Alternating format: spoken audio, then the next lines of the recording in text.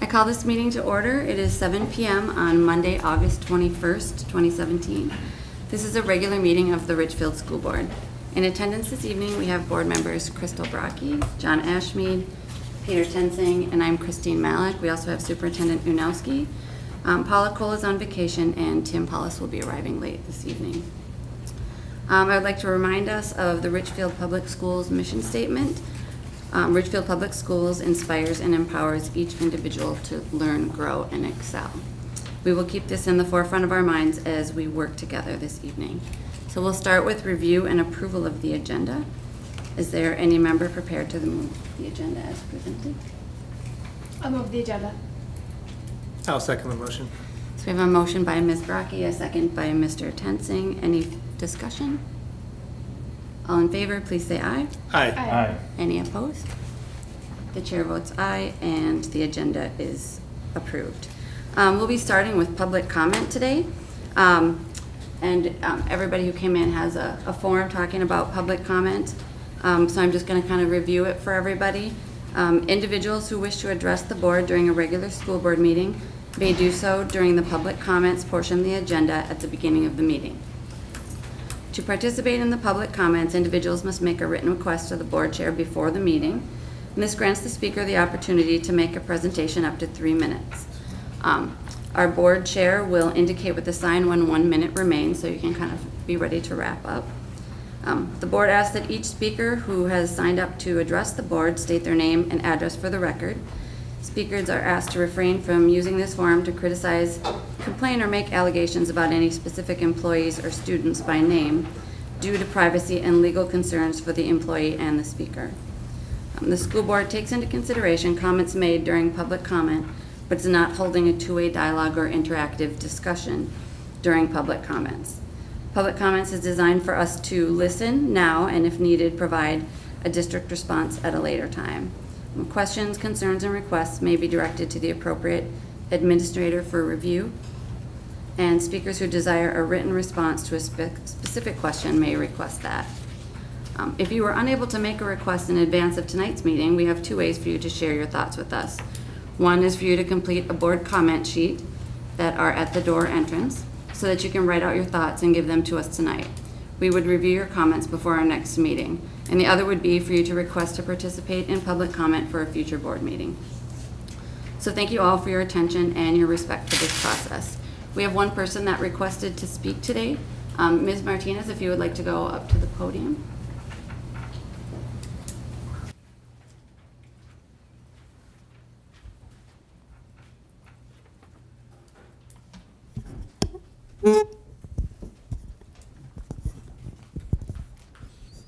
Good evening, everyone. As many of you know, my name is Jessica Martinez. I am the former outreach worker that was terminated from Richfield STEM School. Until this point, I have remained mostly silent in the conflicts that arose between myself and the Richfield district. I am not going to stand here and rehash the difficulties that surfaced. However, I will state my concerns and encourage you to privately investigate the inappropriate conduct that lives within these very walls. My personal concerns include the negative response from the district in regards to staff involvement with Black Lives Matter, harassment that emerged, and the hostile work environment that was created as a result. At the forefront of my downward spiral is the negative pressure received from the district as a response to a group organizing an opportunity for staff members to wear Black Lives Matter attire. The First Amendment applies in a public school setting, and school officials cannot censor the speech unless it disrupts the educational process, regardless of how controversial the views. Whether this is a factor in the troubles that followed or not, the truth of how the situation was handled can be elaborated on in great detail by 12 others who were involved. In the months that followed the unsuccessful efforts, harassment emerged for 3.5 months, leading to the close of my career. On a very constant basis, I was asked to partake in one-on-one and often two-on-one meetings. The contents of these meetings ranged from genuine employer concerns to accusations made against me in my daily work. Never once was my direct supervisor, Christina Gonzalez, involved in the interactions between myself and the men involved. As a young LGBTQ Latina woman, these interactions made me feel anything but comfortable and supported. I truly felt targeted, intimidated, and belittled. The policies for such encounters between employer and employee were not maintained with the utmost professionalism and ethic. My place of work became a hostile environment for me very quickly. The treatment I had received between January and May was intentional, severe, recurring, and interfered with the ability to perform at my best. Who should I have confronted about my discomfort at work? My building principal? Human resources? The superintendent? It is reasonable to assume here that the employer knew about the actions and behavior leading to this hostile environment. I have laid out my concerns, and I ask that you consider the conduct at hand. Many times I have been labeled a liar who has done horrible things to and for this district. The reality is, my life was Richfield Public Schools. I was a proud employee and honored to work with such empowering people. I made it my goal to help the students reach their fullest potential, and I was always willing to expend my capabilities and duties. I would not label myself the perfect employee, but I assure you, I made every stride possible to be the best outreach worker I could be. I, Jessica Martinez, am asking and hoping that you will take into consideration my truth. For the betterment of this district, consider hiring an outside investigator to expose the other truths that remain in the Richfield Public Schools. Thank you for your time. Thank you.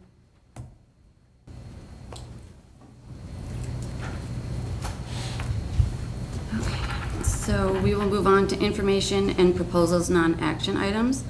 We will start with reports and information from schools, sources, and the superintendent update. And obviously, just very briefly, we start with brand new teachers tomorrow in our district. Teachers return a week from Monday, and school starts the day after Labor Day. And so we have another meeting coming up on September, right after Labor Day. And so we'll be excited to present our first day of school kickoff at that time. So with that, we'll move right on to business. So we will move on to the consent agenda. Is there any discussion?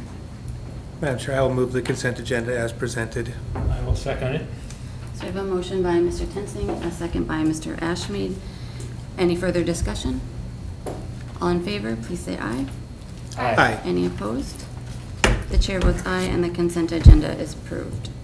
We will move on to old business and LTFN budget revisions. Mr. Right, Holt. so we're going to pass things off to Mr. Holge, talking about long-term facility maintenance and some revisions within that budget that he'll be presenting today. Yes, thank you.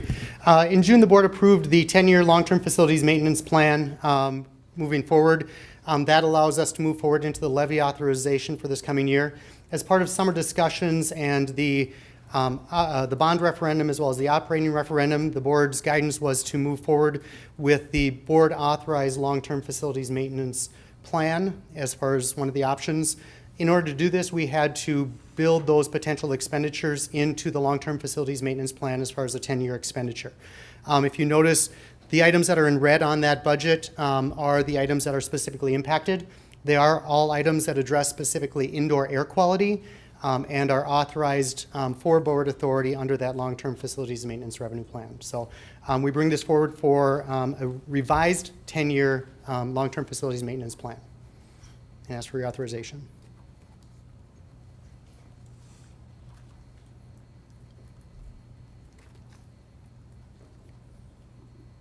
Are there any questions for Mr. Holge?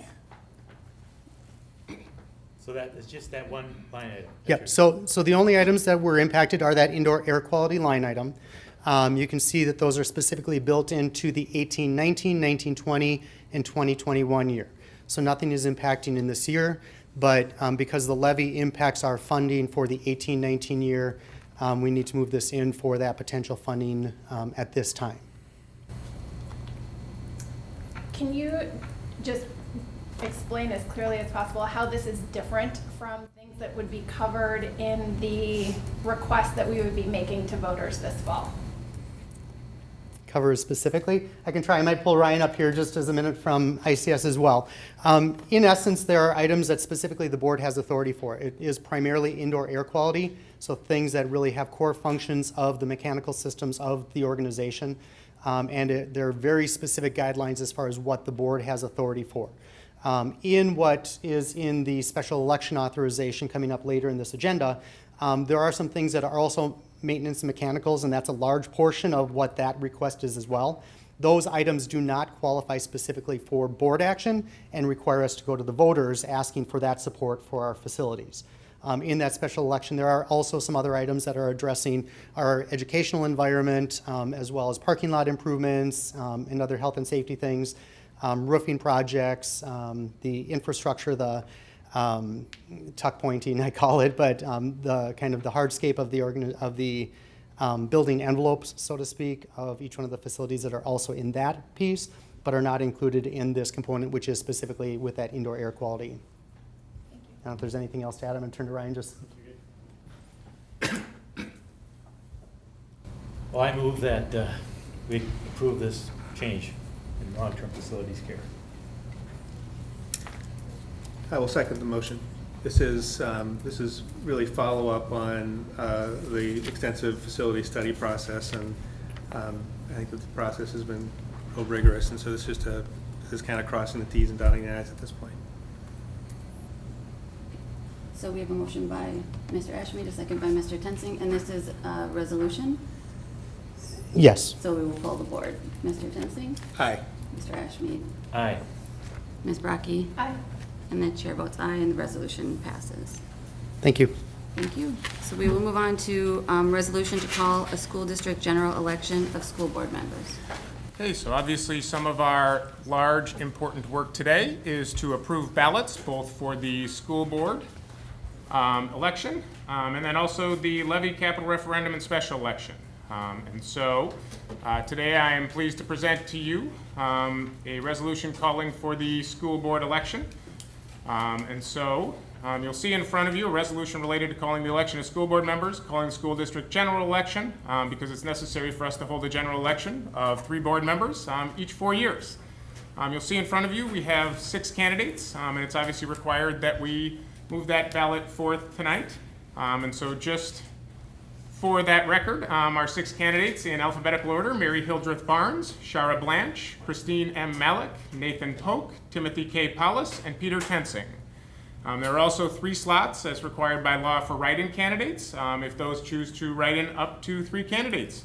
You'll also see in front of you some of the required legal processes which we will undergo. Our role as a school board is to make some of the motions and move things forward for the election while it is monitored and supported by the city in the typical city voting process. So with that, I'll turn it back to the board. I do have a question, potentially because this is the first time I've gone through this since I have been on the board myself. What does establishing a ballot board entail? That is new to me, and that's item 11 in the resolution.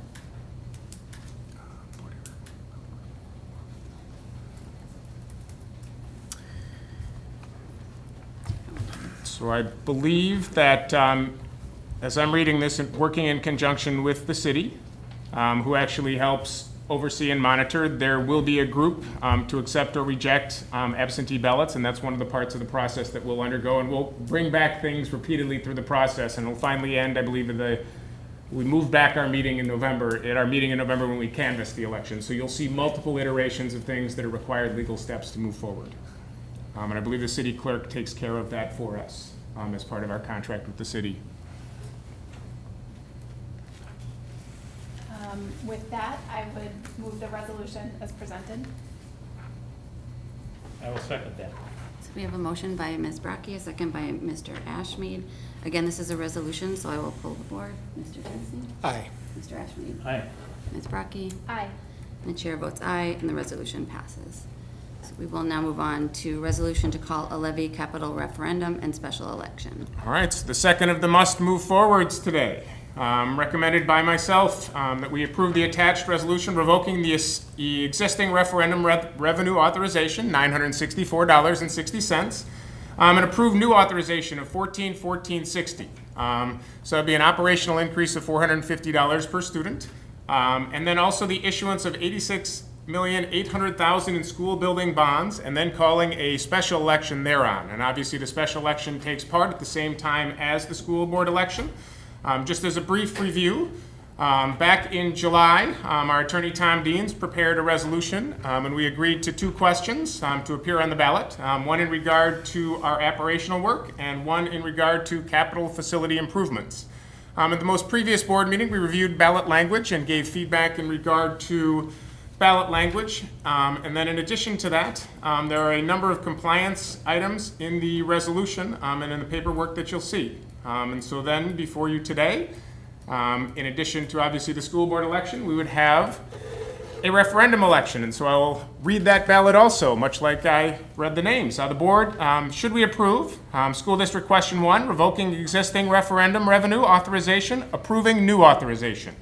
The Board of Independent School District 280, Richfield Public Schools, has proposed to revoke the school district's existing referendum revenue authorization of $964.60 per pupil and to replace that authorization with a new authorization of $1,414.60 per pupil. The proposed new referendum revenue authorization would be applicable for 10 years, beginning with taxes payable in 2018, unless otherwise revoked or reduced as provided by law.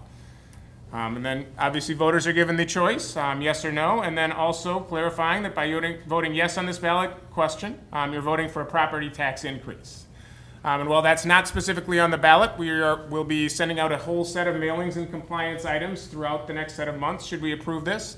Also clarifying that on an average $210,000 Richfield home, tax would increase by approximately $7.60 per month.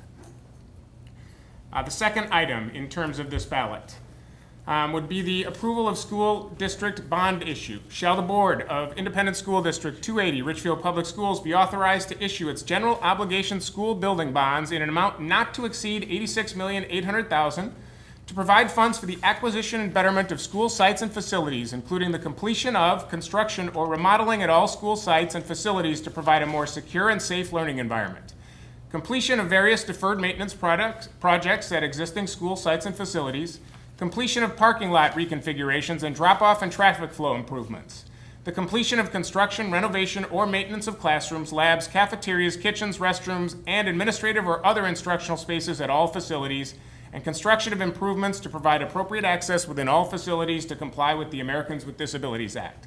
By voting yes on this ballot question, you are also voting for a ballot increase. And similarly, the price increase, the dollar increase to a $210,000 home would be approximately $13, and I believe a certain number of cents that I can't come up with at the moment. Total of both combined, $23.08 on an average $210,000 home in Richfield. We have worked through that ballot language, talked about a facility study over the past year, and those are some of the details that would be acted upon if we move forward on this resolution. With that, I will turn it back to the board for questions. I appreciate the language changes that have been made. I think the second question in particular is far easier to understand now than when we first started, which I think is obviously helpful when it comes to having things at the polls on election day. So thanks to everybody who worked on that.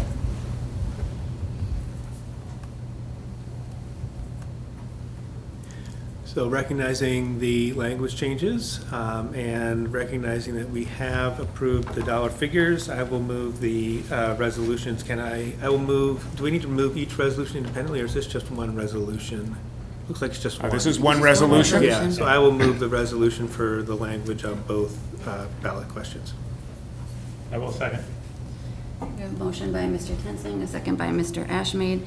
Again, this is a resolution, so I will poll the board. Mr. Toensing. Aye. Mr. Ashmead. Aye. Ms. Brakke. Aye. The chair votes aye, and the resolution passes.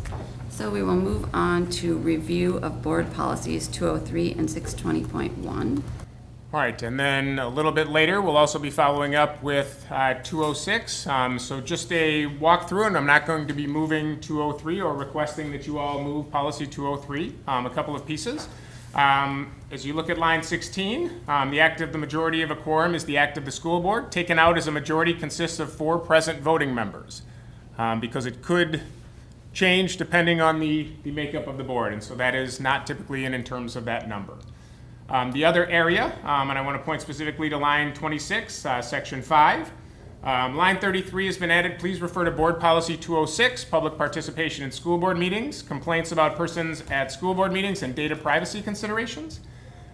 We will be continuing with the second read of 206, which is Public Participation in School Board Meetings. And so we won't be moving 203 together until we are prepared with 206, because obviously those two go hand in hand. And I anticipate this continuing on our agenda because I think we'll be walking through 206 several times prior to coming up with a finalized policy. So this is more an informational component on 203. If there are any and then answering any questions prior to moving to 620.1, credit for learning. No questions from me. Good.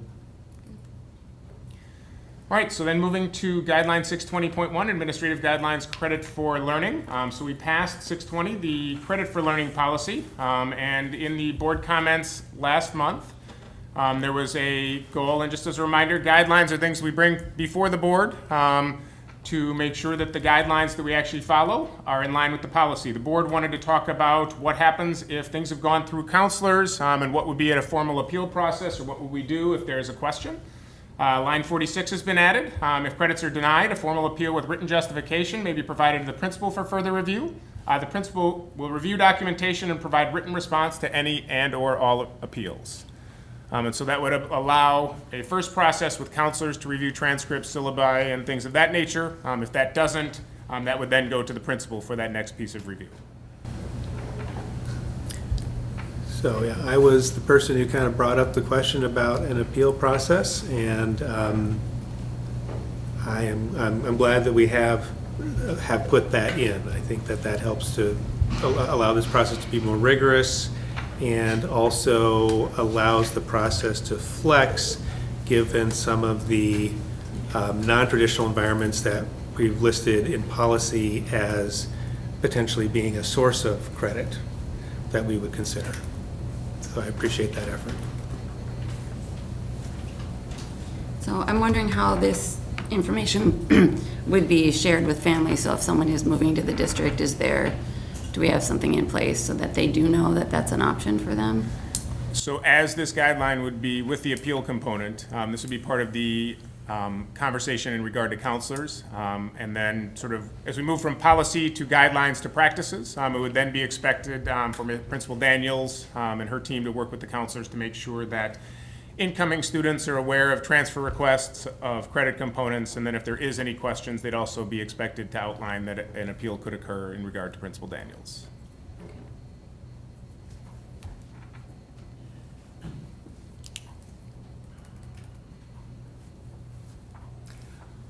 All right, since I was the Initiator. person who made a request, I will also move the revised policy along with guidelines 620.1. I will second.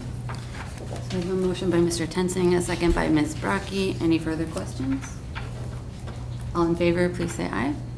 Aye. Aye. Aye. Any opposed? The chair votes aye, and the motion passes. So we will move on to the added policy 206. All right, so as the board pointed out within 203, we had three lines in regard to delegations to the board.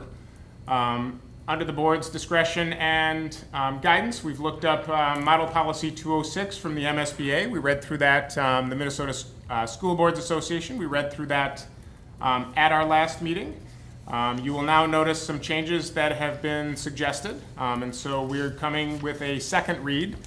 As part of this process, we've also, myself along with the board chair, been collecting public comment processes from other districts to see and compare how they compare to the MSBA policy, what are best practices in public comment, and how do we create a program or a policy and then a practice to follow that are in alignment with both MSBA policy and then also with what other districts do. At our previous meeting, we talked about a few different pieces. So you'll see in section 5, under the public's opportunity to be heard, at the suggestion of the board, public comment will occur once monthly on the second regular scheduled meeting of the month. And in a month with only one meeting, public comment will occur at the lone meeting. And that was made because the board had suggested that when there is a host school, that public comment happens opposite to that particular meeting. And our school hostings are all within the first or only meeting of the month. And so that allows us to have it absolutely on a monthly basis. And again, based on input from the board. Next, if you go into procedures and agenda items, you'll note specific process in regard to sending the request in advance to the school board meeting, to the school board secretary. Speaker is given up to 3 minutes with time extended up to 5 minutes if translation is necessary. And these are changes to MSBA policy that have been suggested and then entered in. And then complaints, suggesting a process in regard to complaints. Finally, I think this is the final change in regard to board action at the same meeting. There are boards that have no board action on something from which there is public comment, and there are boards that take action either way. And so taking that out as a policy allows us to move forward depending on the situation. And reasons for that would be if we basically say that we wouldn't take action on an item raised for the first time by the public, if we had moved forward with our ballot today and there was a concern brought forward or a question, we would likely have to table it unless we deemed it an emergency. And so there are times where that might be a conflict if we were to have that in terms of our policy. Now, I also know there's some additional input that board members might be thinking of, so we might want to walk through this policy a little more in depth. So I do have a question, and this is relative to distinctions that we might draw between item A, the agenda items item, and then item C. And so just really for points of clarification. It appears from the language, although it's not always 100% clear, that we are considering that items that are brought forward to be placed on the agenda through the process that is outlined in subparagraph 1 there of item A would be distinct from the open forum opportunities. Am I reading that correctly? Correct. I don't think that our policy would note whether or not people are only allowed to speak on agenda items or other items. I believe our policy allows people to make a public comment, or the proposed policy would allow public comment on subject matter of their choice within the regulations of state statute and law. Perfect, thank you. I just wanted to make sure I had that right. So then a couple of things that we should be thinking about with item A. At some points in the policy, we talk about, this is really in paragraph 1 as well. Citizens who wish to have a subject discussed. So we use the term discussed. The term discussed at least implies some dialogue. That's correct. And later on in the policy, we state that, I believe we state that dialogue is not necessarily to be expected. I think that may come under the open forum. Because elsewhere it says address, it doesn't say. So as I'm writing down notes, I'm hearing you want to make sure that we are clear in terms of that it's not a back and forth discussion, but an opportunity to present and share information with the board publicly. Correct. Is that what I'm hearing? And this is my position, my personal position. My personal position would be that I believe it's appropriate for the open forum session that would be really a listening, that we would put that forward as a listening session, where that the purpose of the open forum, given that at least the way I am reading and maybe reading between the lines on the open forum session, is that there would not be any requirement for prior notification in the open forum. And given that there would be no requirement for prior notification, that makes sense to me that would be strictly a listening arrangement. I do believe that it would be appropriate, and I think consistent with the way I interpret public expectation, that at a minimum, for those who do give prior notice, that there would be some opportunity at least for clarifying questions so that board members can make sure that they have a full understanding of the, whatever the item is that the member of the public is bringing forward. So if a board member had a specific question, is what you're Correct, getting at. yeah.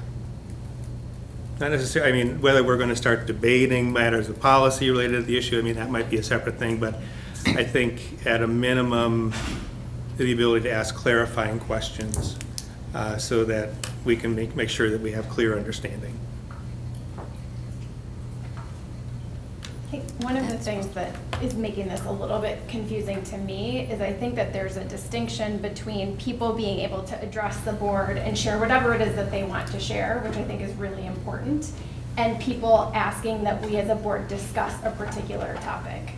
And that, to me, that latter one would be a member of the public requesting that we add an item to the agenda. Agreed. As opposed to speaking during the public comment section. And I think what's tricky is that's not clearly delineated here. It's all sort of talked about in somewhat vague terms, which I think is leading to some of this confusion. Agreed. So I think we should take steps to clarify that.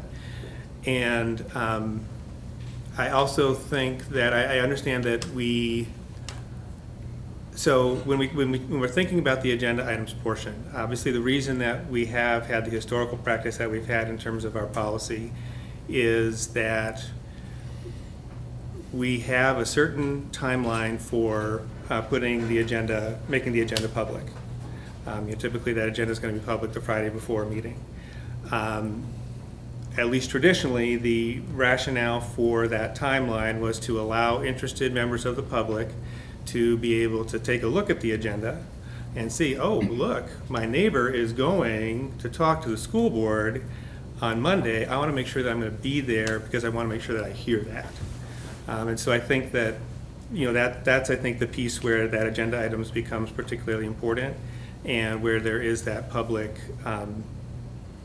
expectation for some degree of at least clarifying questions, acknowledgement of what we're hearing, that sort of thing.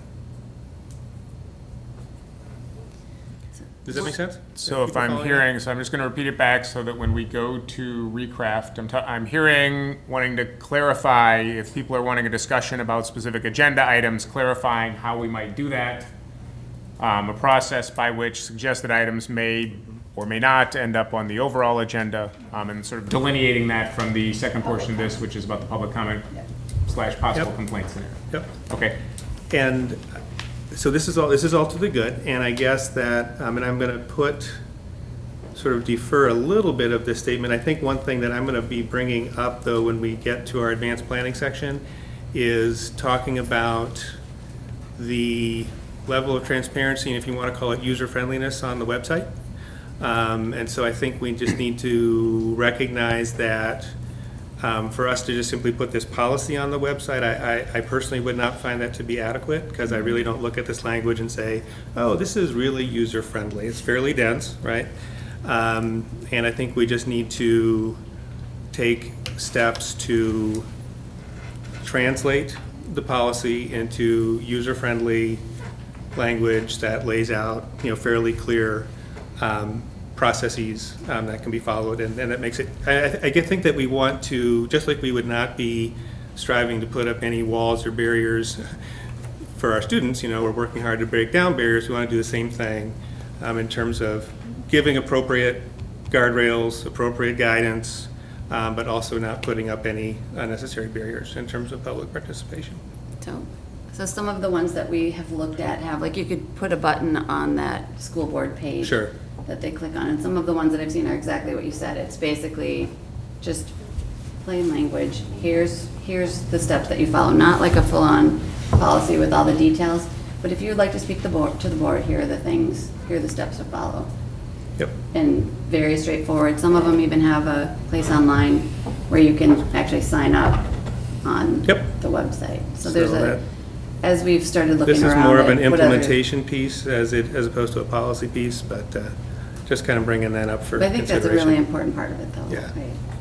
One other implementation piece that will obviously come down the road, but I think is relevant to raise now, is I think particularly because what we're proposing is having public comment at one meeting a month and school presentations the second meeting a month, actually being clear on the website where our meetings are listed, which is which each month, so people can see just on that very simple calendar what meeting is public comment and what meeting is a presentation by one of our schools. Yes. I would actually say, from what you all have guided me in terms of vision, there would have to be more than that.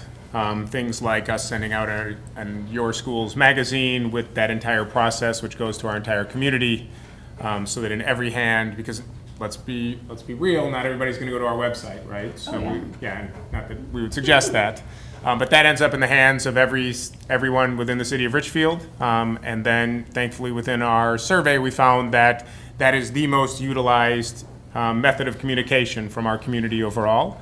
And so putting things in there would actually also distribute that broadly throughout the community and really show that level of transparency that you all are guiding with your vision. And that too will probably be insufficient, to be clear. I think we're going to need to do Yeah, right. I mean, we know that no matter what mechanism we choose, it's really impossible to communicate effectively with, 1,000 people simultaneously all the time. But I think we need to make sure we do, and I think we do a good job of this historically, but we use a diversity of mechanisms to make sure that we're catching the biggest audience that we possibly can. So, I think that the biggest item that I have a question about, it's also in that procedures, agenda items, and then it's number 1 under that for anybody who's looking at this in the audience. And it is about the actual sign-up process. And I just think it's important for us to be really clear about what the expectation is. And the way that this is written, as I interpret it, it says, people who wish to have a subject discussed at a school board meeting are encouraged to notify the superintendent's office and send a request in advance. Encouraged is not the same thing as required. And so as I read this says to me that somebody can come up until 6:59 p.m. on one of our board meeting nights and sign up. And I personally am fully comfortable with that, but I want to make sure that that's something that we explicitly talk about, because this too would represent us being very clear and having a stake in the ground about what that expectation is. and I think that's exactly the reason that we need to be more clear on the open forum as opposed to formal agenda items. Let me ask a quick clarifying question, because as I'm hearing us move from policy to guideline, so whether or not we want to also play out a specific public comment guideline that goes with that, including the form we might use or format that really gets into that level of detail, because this policy itself, if we get to that level of detail, and I think we probably should, doesn't then line up any longer with most of our other policies. It gets to a level of procedural details that are beyond a typical policy level. So if I'm hearing correctly, clarify open forum, discussion, public comment, and then clarify a specific procedure or guideline that would be followed. And then obviously bring it back to the board as we go for round 3 and probably a 4/5 step process would be my guess. I think I do disagree though, because if the language in the policy is people are encouraged to notify the superintendent's office in advance, that to me is policy. That is not guideline. So that's why I think it's really important for this policy language to be clear and for us to all be okay with what this is implying, that then would go to the implementation guideline side of things. But I do think for this to be the language in policy is significant. And Well, I think if we are saying that we are going to if people are going to sign up at the meeting, then we should just say it in the Right. policy. Yeah. If that's what we all agree on, I just think it should be straightforward, said in the policy, beyond. And I think one other reason why this is compelling to me is I appreciate looking at other districts and seeing how other school districts handle public comment, but I think it's also useful to look at our city council and the commissions within Richfield, which operate in a way where you come and you are able to speak right there in the moment at that meeting. And I think given that that is what our residents are used to for other aspects of our city government. I think that consistency is helpful. Agreed. So, question, Crystal. You indicated that you, at least personally, were feeling some comfort with an agenda item also not requiring, shall we say, the prior notice element. No. No. No. Just No. comment. No, that's a distinction to me. I think if somebody wants an item placed on the agenda in terms of a substantive topic that Yes. we as a board review, I do think that should have Okay. prior notice. This is specifically for the public Thank comment and you people who for want to clarifying come that. and address us. Yes. I would agree. That is with why that. I it's think it just especially clicked into me. important Okay, I'm to- sorry. I think I just understand. So, Okay. so we're talking two separate processes. We're Yes. talking about something to place on the agenda for discussion, Yes. and we're talking about a public comment, two processes within one policy. Which aren't clearly clarified in the way Correct. this is written. Got it. I know the guidance that you are giving for us to then go and redraft prior to our next meeting. Yep. I get it. Sorry, I think I must have been slow in the uptake. That's why we have to talk things out. Absolutely. Yep. Other questions or input? I'll send you the other things that or actually you have them, so. Yep, I do. Look at that. All right, so then to sum that up, I will go back and we will work with look at our city policies and how they're doing things. We'll look at other districts and we'll come back before the board with two separate segments within the policy, clarifying open forum discussion, conversation, and then also, and how things get on the agenda, and then clarifying also the public comment component. Sounds good? This could take a few more. This is number 2. I'm thinking more 5. iterations, This is that's where I right. would, or this is Yep. 3 perhaps, I It's think. important to get it right. Yes. Agreed. Okay, so we will move on to the change order and Mr. Holge. Thank you. Last spring, the board approved a bid award to Rosenquist Construction for the partial re-roofing at STEM. As part of that process, they identified a need, basically the roof access penthouse that goes onto the roof had significant water damage as part of that and needed some additional repairs. So this accounts for an addition of 3/4-inch plywood, concealed flashing, sheet metal trim, and some standing seam panels to help prevent that.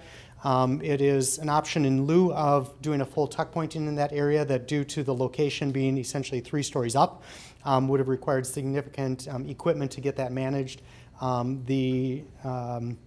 The penthouse sits back, it's not right on the edge of the roof, and so we believe that it is the most viable option. That comes at a request of $16,450 for that addition to the project, and it's clearly, as part of doing the re-roofing, the best opportunity to do that, and most efficient and effective way of managing that. So it's a request for that approval of that change order.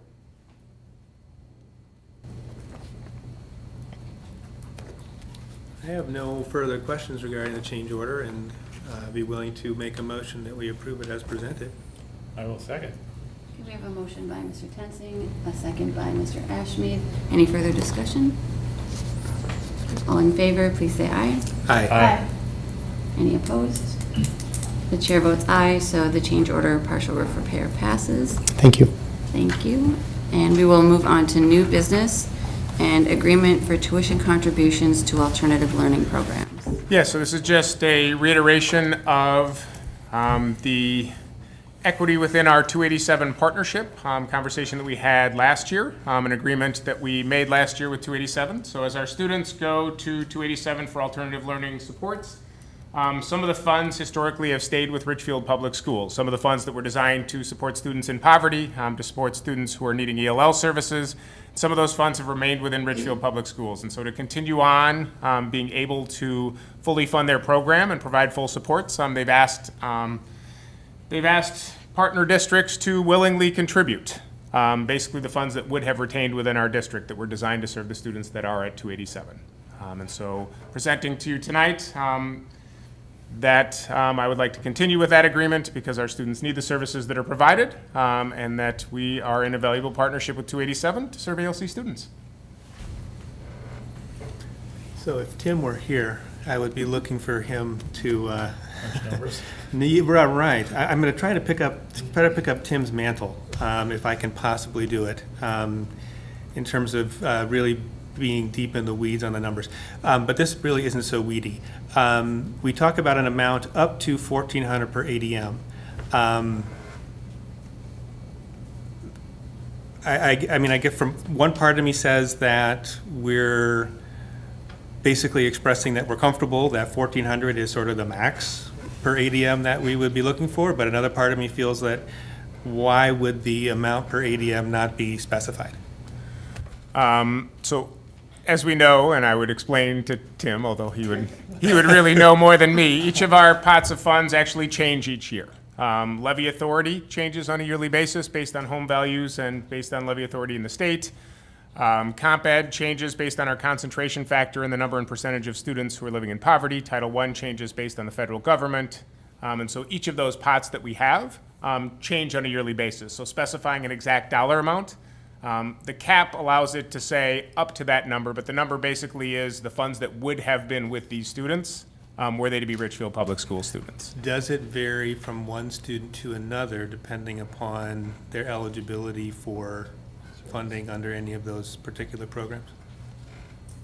I'm looking to Mr. Holge to give me sort of the, I don't believe so either, but I believe it changes on a yearly basis. And so Yeah. some of those funds we don't know now because we don't know what some of our factors will exactly be at the moment. Is that correct? Okay, thank you. I mean, part of me, I'm asking that question because the dates on this particular agreement are for the 17-18 school year, it appears. Yes, and so just as a reminder, this would be a reiteration of agreement we made for the 16-17 school year. And what I would basically say is, in a kind, gentle partnership way, 287 cannot function with their ALC programs without these additional funds. The services to kids, they've basically said, aren't what need to be in place, and they have had to, or they previously were taking consideration about possibly closing ALC programs due to the funding gap. We similarly, for our RCEP program, get all of those same funds for our RCEP students. So right now, our RCEP students who are in ALC would get the same additional $1,400 in funds that the 287 Richfield students would not be getting. And so this would just be treating ALC students all the same, whether they're in RCEP or 287. Yeah. So, got it. So from a fiduciary standpoint, what we're really saying is, to some extent, we're putting the onus on the business offices, whether it be 287 or our business office, to have the numbers right and to make sure that we're transferring the correct amount up to $1,400. That would be following that particular pupil. That is correct. Yeah. All right. And I would just echo what you said. 287 is a, valued partner for us, and I think we're fortunate that students have a range of programs that they can choose from, and so I think ensuring that the money is able to follow the students in this regard, and that it's something that we can do, from a back office perspective, makes good sense to me, and I'm excited to continue to support this. One more question, Craig. Sorry, I'm really trying to channel Tim here. Is this the sort of thing that would be audited when the yearly audit comes through? Do they get down at this level of detail? If they're, essentially 287 would be billing us for whatever that amount is and would be billing all of those districts. So our audit is going to be strictly tied in with what is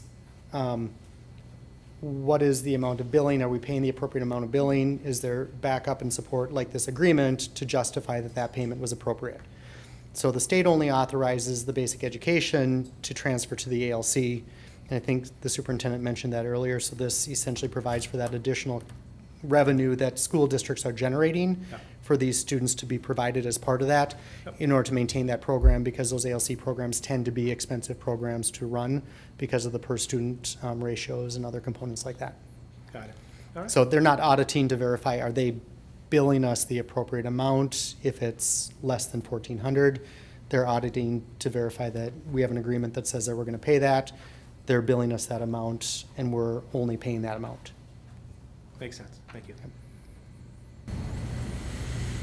I believe this is a resolution, right? Oh, the fancy whereas language. It doesn't say it's. It is not a resolution. Oh, okay. That is just the contract agreement Well, language. then I will move the contract agreement language as presented. I'll second the motion. Okay, so we have a motion by Ms. Brakke, a second by Mr. Toensing. Any further discussion? All in favor, please say aye. Aye. Any opposed? The chair votes aye, and the agreement is passed. So we will move on to workers' compensation insurance. Thank you. We're now moving into the season of renewing our property casualty liability and workers' compensation insurance plans. The first of which is our workers' compensation, which renews on September 1. We've negotiated a 10% increase in our premium rate with Travelers and are recommending a renewal with our current provider. In essence, we had a high year come up on our mod for 15-16, where we had one day essentially when there was a snowstorm and ice storm that we had a number of different accidents that increased our mod rate quite significantly by about 0.26 of a point. That's a 36% increase. Now the good news is we're still under 1, which the standard is 1, but that 36% increase was not something that we were too optimistic about. And then we had about a $5,000 a year go off. So that's what insurance is for and workers' compensation is for specifically. So we've negotiated that 10% rate. We think it's very fair in light of that increase, and we're hopeful that we're going to be able to maintain that mod here moving forward as well. We continue to work with Todd Oz from Dolph Insurance on our renewals and looking at our claims and making sure that Travelers is closing out our claims as quickly as possible, and we've been happy with them for the service that we're providing as far as their support for staff who need it, as well as being able to close out claims as quickly as possible too. So with that, I recommend your authorization for that renewal of workers' comp with Travelers Insurance for the 17-18 year. The amount was in the backup appropriately, but just to clarify, the 16-17 premium was $345,533. That's a 10% increase is $34,000, bringing it up to $380,065 as a projected premium based on our projected payroll for 17-18.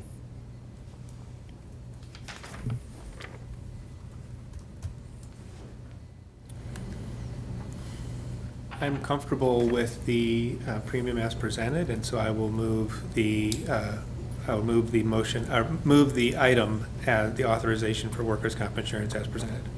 I'll second. Okay, we have a motion by Mr. Toensing, a second by Mr. Ashmead. Any further discussion? All in favor, please say aye. Aye. Any opposed? The chair votes aye, and we have approved the authorization for workers' compensation insurance. So Thank you. Thank you. We will move on to advanced planning and legislative update.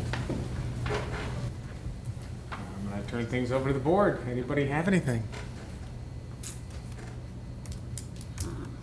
For legislative update, or for, I don't know, I mean, there's obviously nothing happening at the legislature. I mean, we can share that AMSD is working on its legislative platform for the coming session, and I think, Steve, you're sitting on the legislative committee now? Yes, I am one of, I believe, 4 superintendents on the statewide legislative and executive committee at AMSD. We are beginning to take input in regard to platform. I will be coming back to the board in about a month to ask input on a platform, and typically the AMSD platform is finalized in November, December, and we have time in the meanwhile to give input on what are our top legislative agenda items to talk about during the upcoming conversation. They have had a survey sent out to try to gather initial input, and they'll be presenting a first sort of draft ideas that I should have to share with the board after my next legislative executive meeting.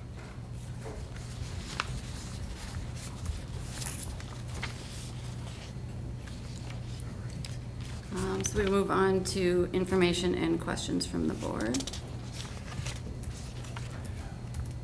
I would just share, Christine and I were able to be at the pre-K welcoming for families last week, along with Steve and several of the staff members here.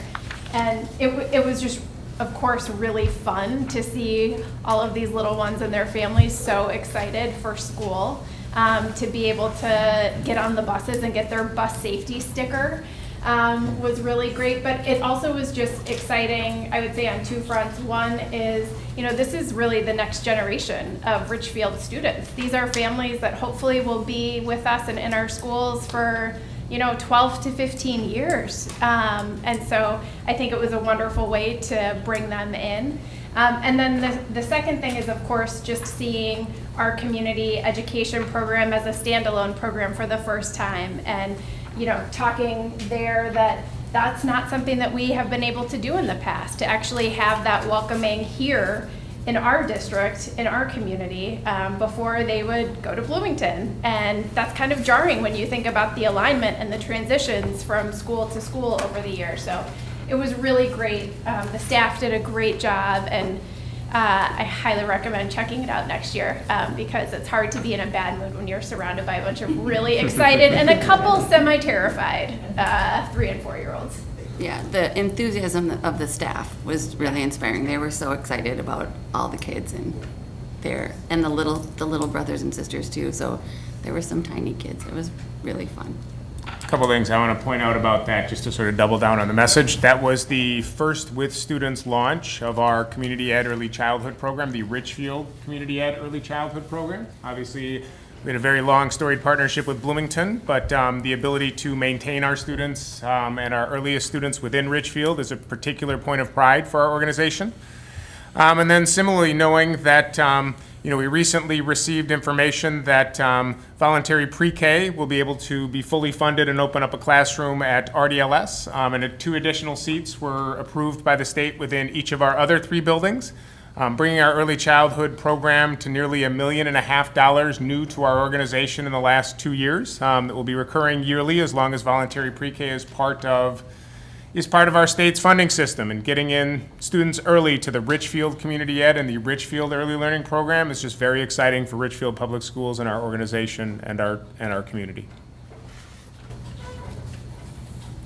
So I would just add one other statement after Ms. Martinez's comments today, and the fact that during recess of our August 8th school board meeting, she announced that she was bringing legal action against the Richfield School District. This is being handled by our district insurance carrier and our district attorneys. We had, previous to this, already initiated our own independent review of the matter. As a result of the legal action, we've been advised to place that process on hold, and we will be following the established legal process now for addressing the actions being pursued by Ms. Martinez.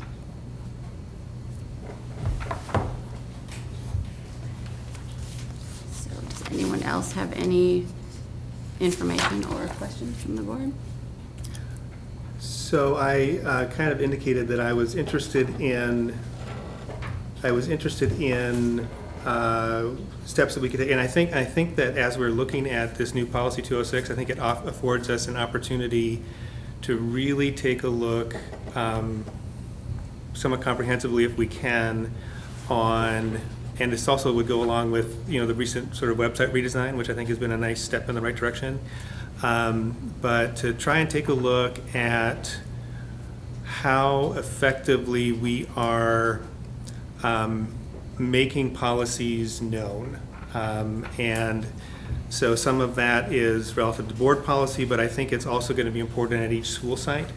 Because really, probably much more important at each school site, because that's really kind of where the rubber hits the road for most families, is their interaction with their classroom teacher, with the principal, and so forth. And so I think it'd be worthwhile for us to undertake some review of how effectively we're making those policies known. I think that there would be a couple of really important advantages that we could gain as a district by sort of really upping our game in terms of how transparent the websites are in terms of policy transparency. One of the things that I know that obviously we as a board, we've been spending quite a bit of time working on for the last several years, and one of the reasons that we brought Superintendent Unowsky into the district was to really try to bring all of our classrooms up to the same level of excellence. We knew 4 years ago that we had a lot of excellence in the district, but we knew that that excellence was not necessarily evenly spread throughout the district, that there were some parts of the district where excellence was not being delivered with the same certainty that we would like to see. So I guess the point that I'm trying to make is when we have our policies really transparently on the district, whether it be scheduling at the high school, sort of expectations around grading, any number of different policies that we could have be real clear, that empowers parents, guardians, students, families to engage with the classroom teacher or with whomever they need to engage with when they have an opinion that we're not quite, as an organization, that we're not quite meeting up to our commitment. And so I think that would be a helpful tool as a way of sort of empowering. This is really not this is a kind of technical and not friendly way to talk about students' families, but we're basically empowering our users and consumers to be empowered in their interaction with the district. And so that's something that I would be encouraging the administration to take a look at. And I think that policy 206, just sort of as we're looking at implementing that policy, I think we have an opportunity to kind of raise our performance across the board. I would agree with that, and I think that also just made me think, as I think all of us share the desire to do that, how we are going to be able to do that in a way that can consistently reach all members of our community. So I think about language, I think about accessibility, and really having an eye towards those things as we start to have this conversation more. Because I worry right now that those things are not equally accessible to all members of our community. And this is another thing when we went through our equity training and they talked about, having those questions that you ask to put everything through that equity lens to really use that system to address it as we make changes in policies and communicate information out to our district.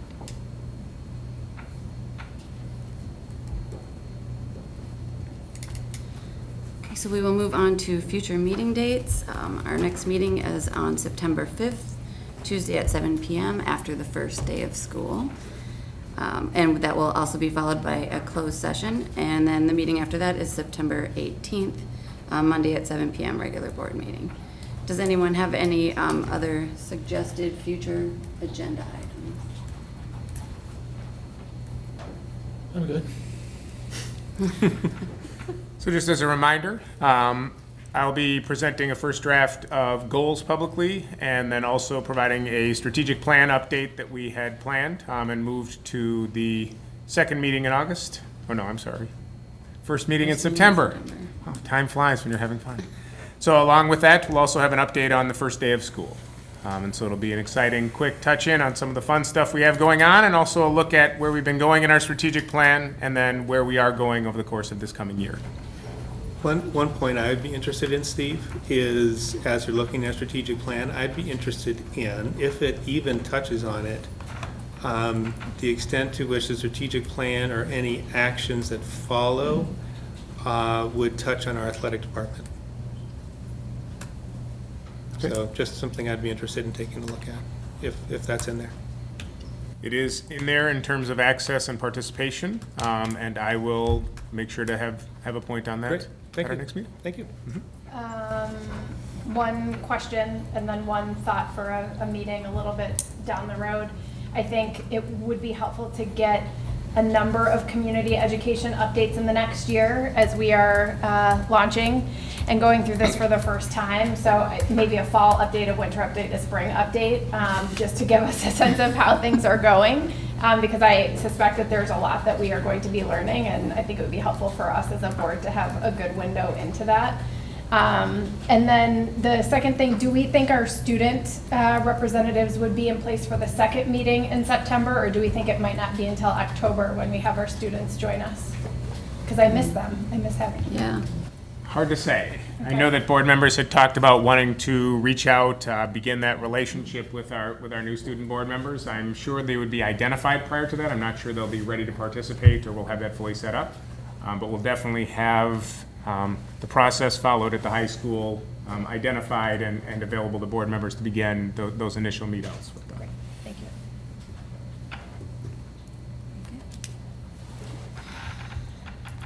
Okay, so if that is everything, we are going to move to closed session for teacher contract negotiations, if anyone would like to make a motion to send us in that direction. So I will move that we adjourn to closed session for the purpose of teacher contract negotiations. I will second. We have a motion by Mr. Toensing, a second by Mr. Ashmead. Any further discussion? All in favor, please say aye. Aye. Aye. Any opposed? The chair votes aye, and we will move into closed session for teacher contract negotiations after a short recess. Thank you.